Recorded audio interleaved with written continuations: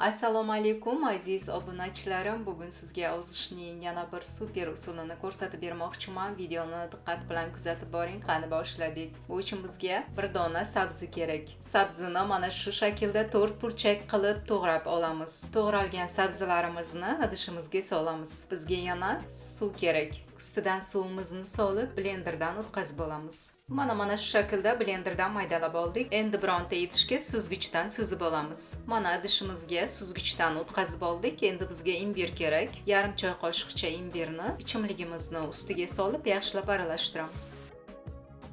Aziz ozuvchilar, mana ichimligimiz tayyor bo'ldi. Bu ichimligimizni har kuni kechki nonushtaning o'rniga 500 mg tayyorlab iste'mol qilamiz azizlarim. Juda ham yaxshi, ozdiradi, qorinni yo'qotadi, ko'z nurini oshiradi, qonni ko'paytiradi, vitaminni bombasi azizlarim. Organizmni vitaminlar bilan ta'minlaydi, soch o'stiradi. Organizmga juda foydali ichimlik. Mana shu ichimlikdan har kuni tayyorlab iste'mol qilib, vazn yo'qoting, ko'z nurini oshiring, qonni ko'paytiring. Organizmni vitaminlar bilan oziqlantiring azizlarim. Tavsiya qilaman. Albatta siz ham tayyorlab foydalaning azizlarim. Videoni shu yerda yakunlayman. Agar video yoqgan bo'lsa, kommentariyaga fikrlaringizni yozib qoldiring. Kanalimda birinchi marta bo'lsangiz, obuna bo'ling. Hamisha foydali videoroliklarni ko'rib borasiz. Bugunga mana shular, keyingi videolarda ko'rishguncha sog' salomat bo'ling.